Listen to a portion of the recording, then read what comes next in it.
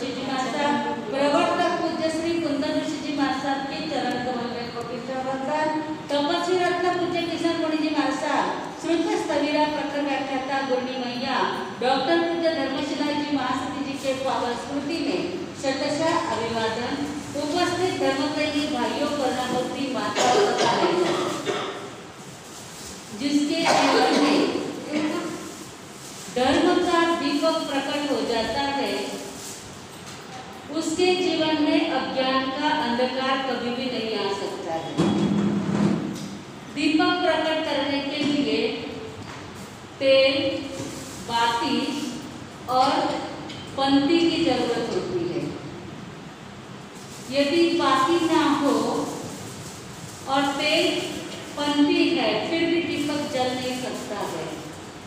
उसी प्रकार धर्म दीपक को प्रकट करने के लिए स्नेह की बाती, नम्रता का तेल होना बहुत ज्यादा जरूरी होता है।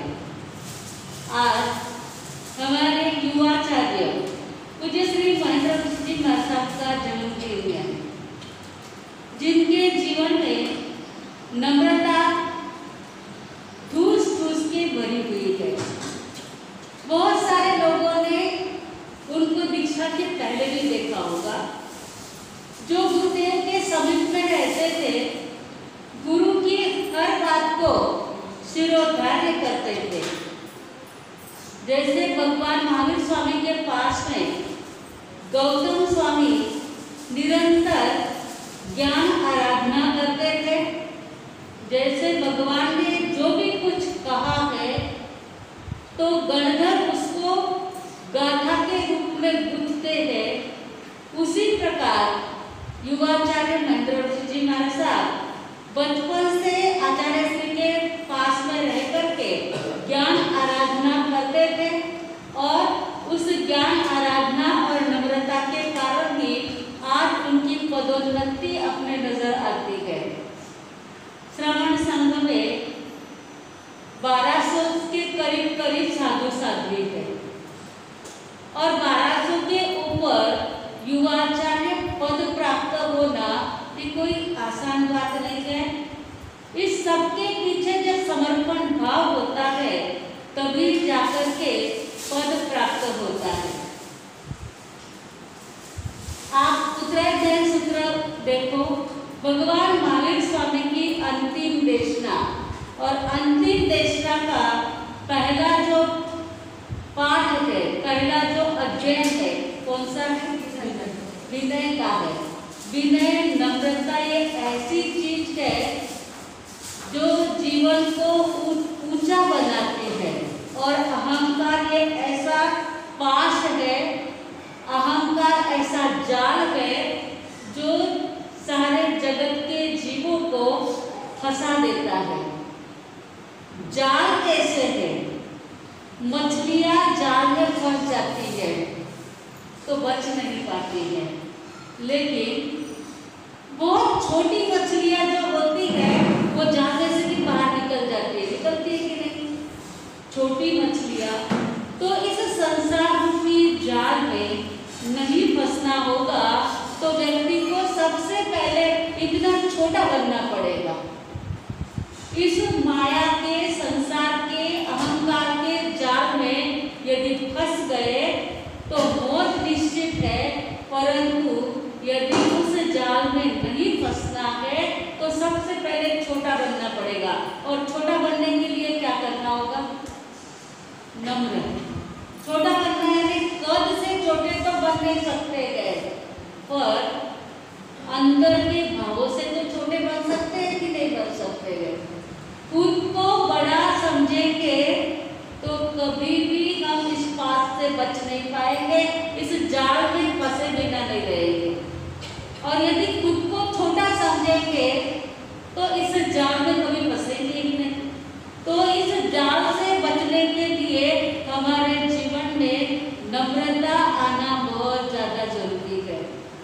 इसको पाश भी कहा गया है। पाश यानी जिससे व्यक्ति को बांध दिया जाता है। व्यक्ति इतना चौड़ा बन जाए कि पाश छोटा पड़े, कोई व्यक्ति 3 फुट का चौड़ा है और उसको 1 फुट की रस्सी से बांधने लग जाओ, तो बांध सकेंगे उसको? नहीं बांध सकेंगे। तो हमारा हृदय इतना विशाल बनना चाहिए, हम नम्रता से छोटे भी बनने चाहिए और हृदय से विशाल भी बनने चाहिए। इतना विशाल हृदय बनना चाहिए कि इस पाश के अंदर कोई हमें बांध ही ना सके। युवाचार्य हर तरह से ना पाश में बंधे जाते हैं और ना तो जाल में फंसते हैं, और इसी कारण से वो पदोन्नति के लिए आगे बढ़ पाए हैं।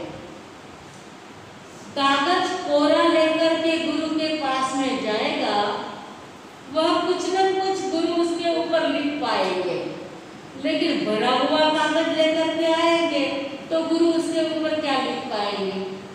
भरे कागज के ऊपर कोई कुछ नहीं कर सकता है, कोई कुछ सिखा नहीं पाता है। कोरी पाटी कोरा कागज होता है तो उसको सब कुछ सिखाया जाता है।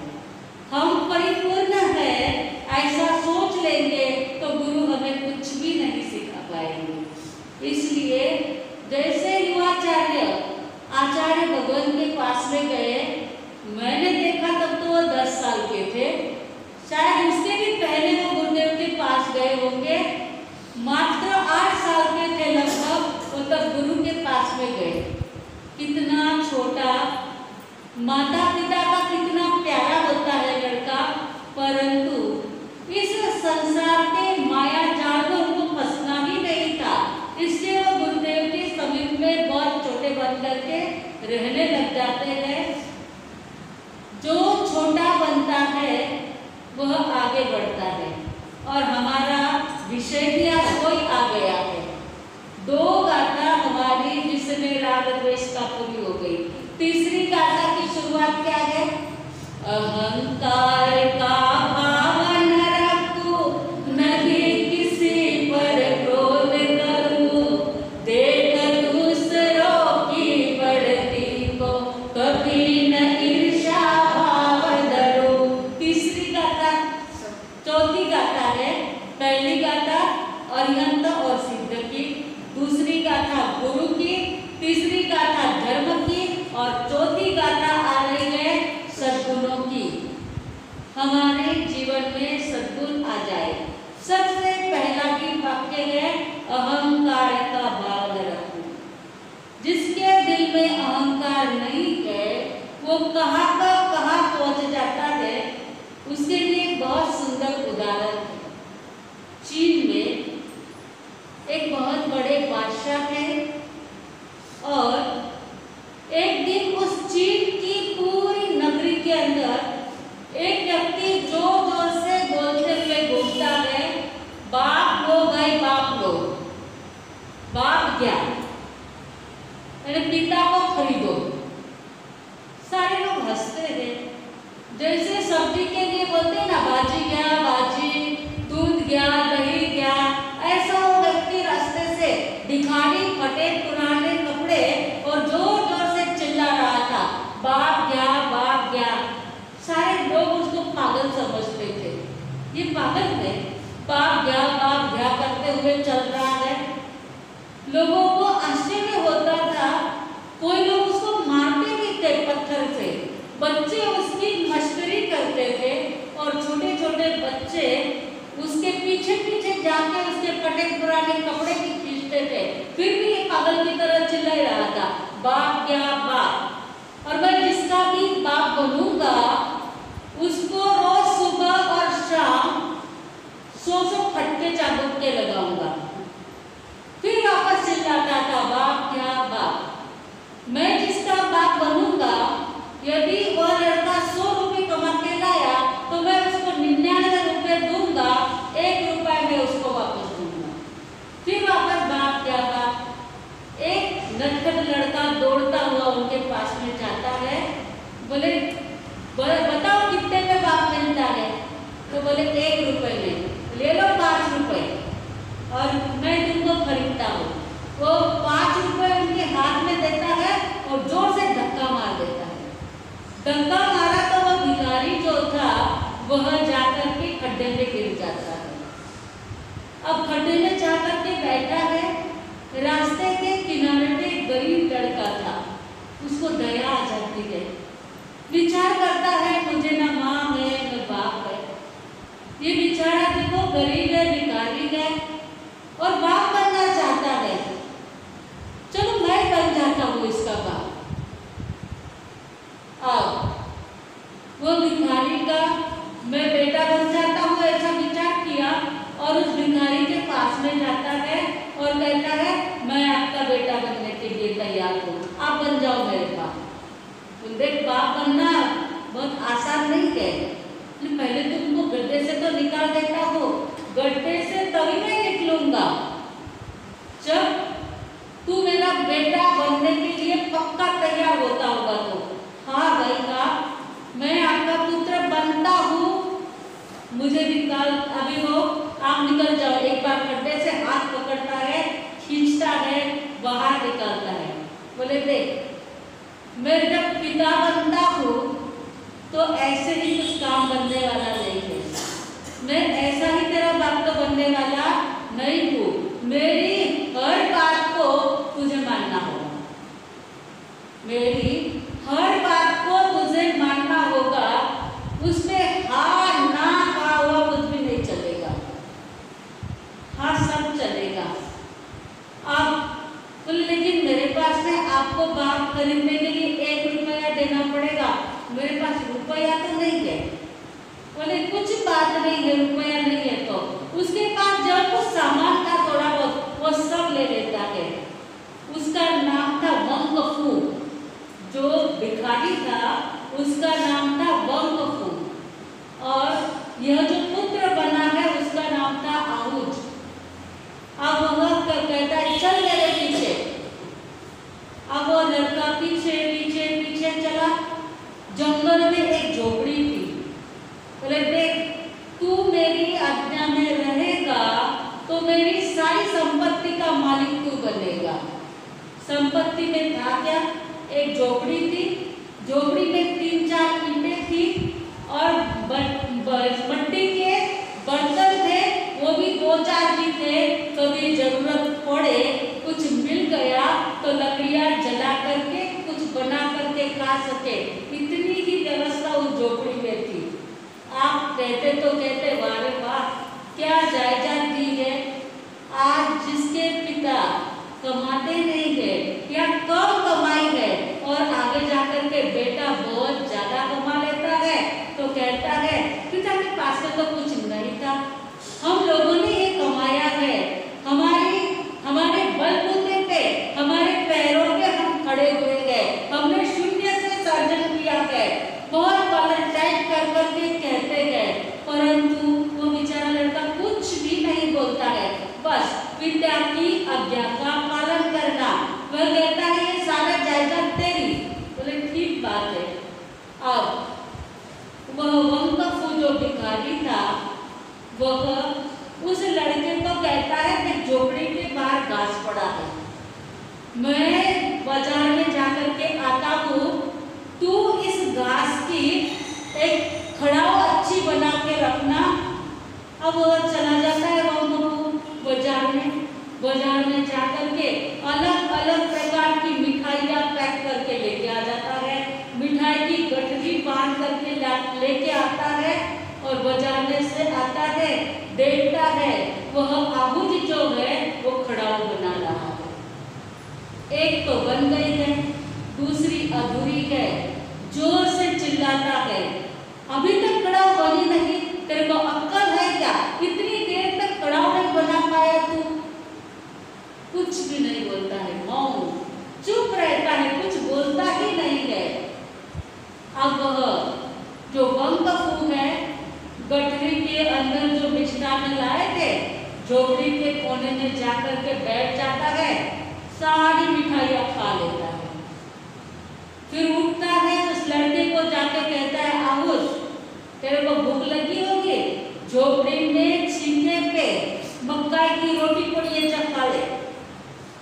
वह आहूज भूखा था, उठता है, छीने पे मक्का की रोटी है, उसको कहीं कहीं चूहे ने खाई हुई है, उसके ऊपर फूलन आ गई है, वो छींका उतार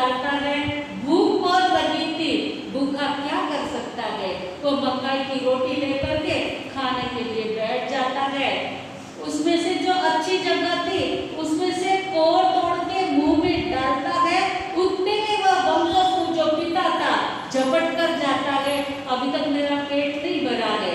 तू अकेला ही खाने के लिए बैठ गया और उस लड़के के सामने साथ में बैठ जाता है, अच्छी अच्छी जो रोटी थी वो खा लेता है। बेचारा आहुज वो जो बासी रोटी 3 दिन की बासी फूलन आई हुई रोटी थी, चूहे ने जहाँ से उसको खाया था वह सारी रोटी खा लेता है, फिर अपनी कड़ाह बनाने के लिए बैठ जाता है। एक शब्द भी बोलता नहीं है, आपने तो मिठाई खा ली और मुझे क्या दिया, बासी रोटी, कुछ भी नहीं, बस मुझे पिता की आज्ञा का पालन करना है। अब थोड़ी देर होती है तो वंगफू कहता है, देख मैं 3 दिन के लिए बाहर जा रहा हूँ, जब तक इस झोपड़ी की रक्षा तुझे करना है, चोर डाकू कोई भी आए तो उससे इस झोपड़ी की तुझे रक्षा करना है। अब वह चला जाता है। 3 दिन तक आहुज बेचारा अकेला बैठा है जंगल में, झोपड़ी में बिल्कुल अकेला बैठा है। बस कोई शेर भी आ जाए, कोई जानवर भी आ जाए, कोई खा भी ले, पिता की आज्ञा में जीना और मरना है, दूसरा मुझे कुछ भी नहीं करना है। बीच में ही 3 चोर आ जाते हैं। चोर आते हैं, उन चोरों के सामने अच्छी कुश्ती करके तीनों चोरों को परास्त कर देता है आहुज, और वो तीनों चोर भाग के चले जाते हैं। अब चोर चले गए, तीसरा दिन उदित हुआ, वंगफू आता है बाहर से 2 गठरिया लेकर के, एक में खाने की चीज है, एक में कपड़े हैं। दोनों बाप बेटे बैठ करके खाना खा लिया आज, और कपड़े की गठरी खोली और कहता है, देखो अभी तुझे एकदम छोटा बन जाना है। पिता क्या कहते हैं, अब तुझे एकदम छोटा बन जाना है, मैं तेरे लिए कपड़े लाया हूँ, वो कपड़े पहन ले, और मैं भी इतना छोटा बन जाऊंगा कि तेरे से 10 साल छोटा दिखूंगा। उस गठरी के अंदर झबले और टोपी लेकर के आया, हाथ में बजाने का फुलकुड़ा। अब वो सारे कपड़े पहना दिए, फुलकुड़ा उसके हाथ में दे दिया, खुद ने भी वैसे ही कपड़े झबले टोपी जैसे पहन लिए, बड़े बड़े झबले टोपी भी बना करके लेके आया था, सबके शरीर को बराबर हो, दोनों जन ऐसे कपड़े पहन करके बोलता है, चलो बाजार में जाएंगे। उस बेचारे आहुज को शर्म तो आती है, लेकिन फिर कहता है, शर्माने की क्या बात है, पिता जो कहे वो आज्ञा का पालन करना है। अब हाथ में फुलकुड़ा लिया हुआ है और पिता कहता है, बजाना फुलकुड़ा। अब बजाए तो सारे लोग पास में देखे, शर्म आ रही है, झबला टोपी पहन के निकला हुआ है, अब करे क्या, जा रहे रास्ते से लोग हंसते हैं, सब लोग हंसते हैं। लड़का सोचता है, जाने दो, लोगों को हंसना है तो हंसे, जो करना है करे, मुझे तो पिता की आज्ञा का पालन करना है। अब दूध गांव के वापस आ जाते हैं। वापस आने के बाद रूम में जो झुपड़ी थी, उस झुपड़ी के अंदर बैठ जाते हैं। अब थोड़ी देर में वह पिता कहता है, मैं इस झोपड़ी के अंदर से एक बहुत मूल्यवान वस्तु लेकर के आया हूँ, वो तू संभाल। फिर कहता है, देख, और ऐसा करके गठरी खोलता है और जो सामान था वो पूरा बिखेर देता है। बेटा मैं अभी बाहर जाके आता हूँ, इसको संभालना। फिर वापस बाहर चला जाता है। यह बेचारा सारा बिखेरा जो छोड़ के गया था, उसको बिखेरे हुए वस्तु को इकट्ठा करता है, गठरी बांध के रखता है। वंगफू पिता वापस आता है, गठरी खोल के देखता है, अरे इसमें तो 50 नग थे, अरे 49 हो गए, क्या बात है? बोले, पिताजी जो था वो मैंने ऐसा बांध के रखा है। अच्छा ठीक है। वह हाथ में गठरी देता है और दोनों जन बाहर आते हैं तो चमत्कार हो जाता है, उस झुपड़ी को आग लग जाती है। अब झोपड़ी को जैसे ही आग लगी तो पिता वंगफू कहता है, अरे मेरी सुपारी फोड़ने की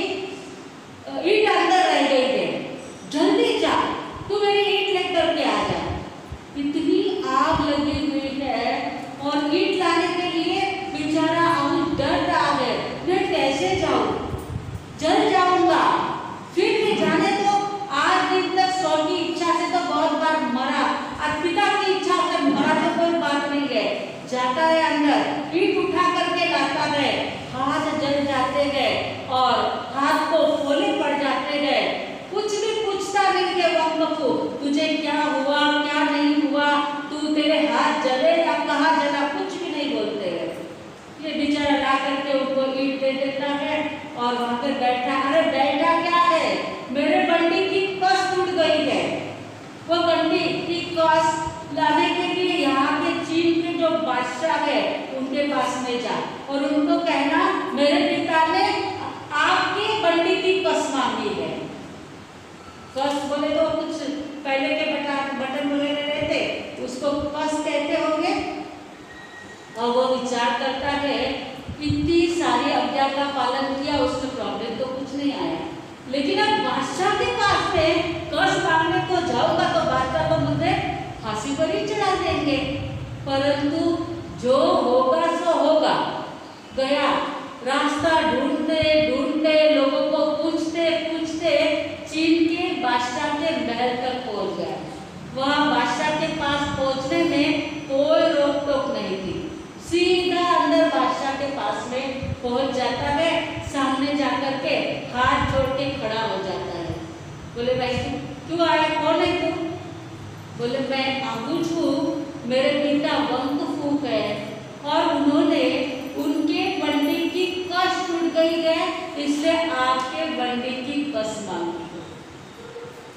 वह जो बादशाह है नीचे उतरते हैं, उस आहुज को गले लगाते हैं और कहते हैं कोई तेरे पिता के बंदी की कस टूटी नहीं है और कोई वो वंगफू नाम का भिखारी भी नहीं है, वो दूसरा कोई नहीं, मैं ही बादशाह था।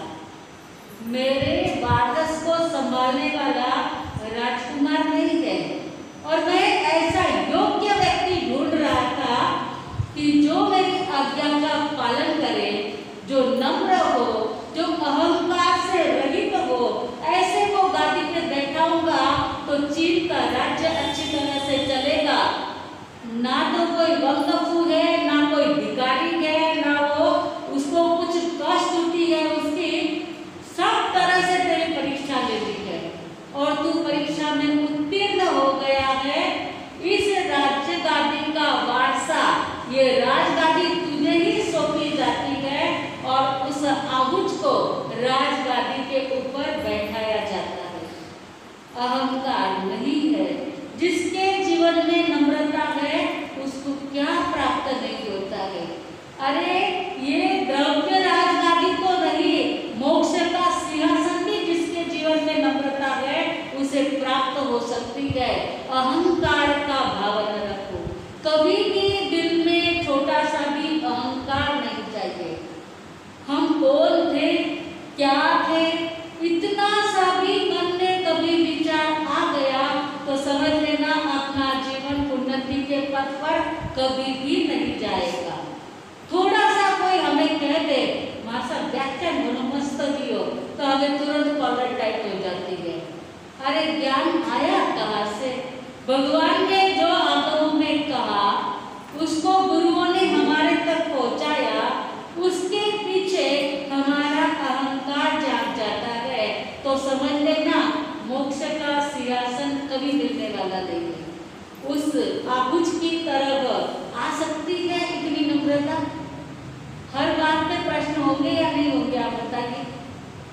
आप लगाई गए उसमें जाने के लिए कहेंगे अरे खुद तो अच्छी तरह से बैठे हैं और मुझे आपके अंदर जाने का कह रहे हैं, खुद तो मिठाई खा रहे हैं, मुझे बासी रोटी खाने का कह रहे हैं।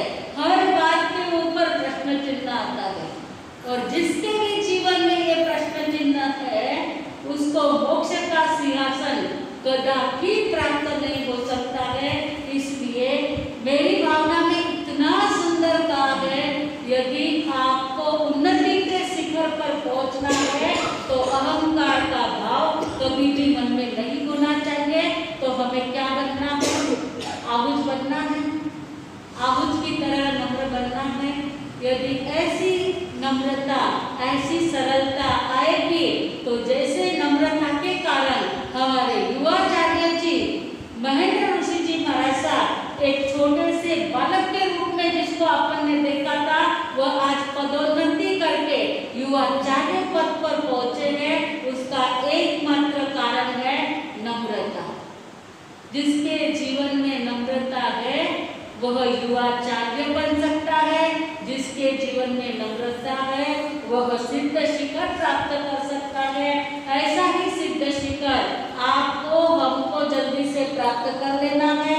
युवाचार्य जी के लिए हम कहेंगे आज घर्षित है नयन, आज पुलकित है वतन, करते अभिनंदन, करते अभिनंदन। युवाचार्य महान है, श्रवण संघ की शान है, करते अभिनंदन, करते अभिनंदन।